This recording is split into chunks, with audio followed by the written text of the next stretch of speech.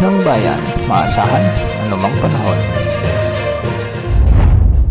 Magandang araw po sa ating lahat. Narito ang update sa lagay ng panahon ngayong araw ng Lunes, September 9, 2024. Sa kasalukuyan ay southwest monsoon o habagat pa rin ang makakaapekto sa bahagi ng northern at central Luzon. Samantalang may low pressure area pa rin tayong minomonitor sa loob at labas ng ating area of responsibility. Ngayong araw nga, asahan ng maulap na kalangitan na may mga kalat-kalat na pag-ulan at pagkidlat-pagkulog sa bahagi ng La Union, Ilocos Sur, Ilocos Norte at ibang bahagi ng Pangasinan.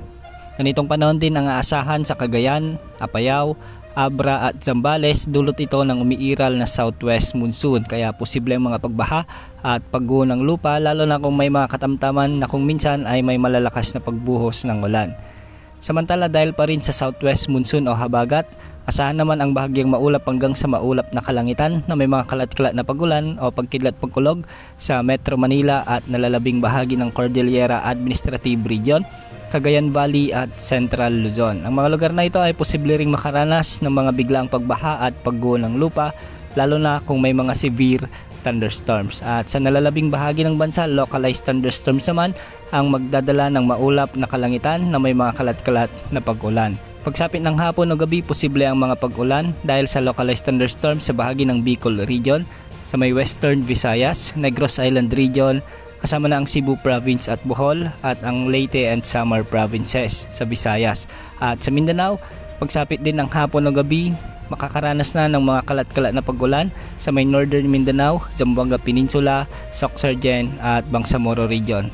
At may mga kalat-kalat na pag-ulan din sa may Caraga at Davao Region. Posible ang mga pagbaha at pagguho ng lupa lalo na kung may mga severe thunderstorms. Samantala isang low pressure area naman ang minomonitor ng Pag-asa at huli itong namataan sa hilagang silangan ng extreme northern Luzon. Ayon sa Pag-asa ay kikilos ito ng pakanluran habang binabagtas ang PAR line o ang Area of Responsibility line ng bansa.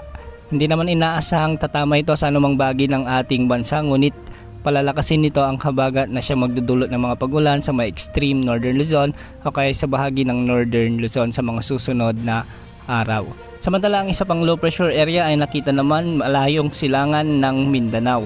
Sa ngayon, ayon sa forecast nito ay nakikitang papasok ito ng ating area of responsibility, ngunit hindi rin nakikitang tatama sa anumang bahagi ng ating kalupaan. Sa mga susunod na araw o linggo ay posible rin itong palakasin ng habagat na siya magdulot din ng mga pag-ulan sa bahagi ng western section ng Visayas at Luzon. Kaya sa mga lugar na posibleng maapektuhan muli ng habagat, maging alerto at maganda po dahil posible mga malalakas na pag-ulan sa mga susunod na araw. Ang susunod na pangalan ng mga bagyo ay Bagyong Hiner at Bagyong Ferdy. Yan ang update sa lagay ng panahon. Ito po ang weather update ng bayan, maasahan anumang panahon.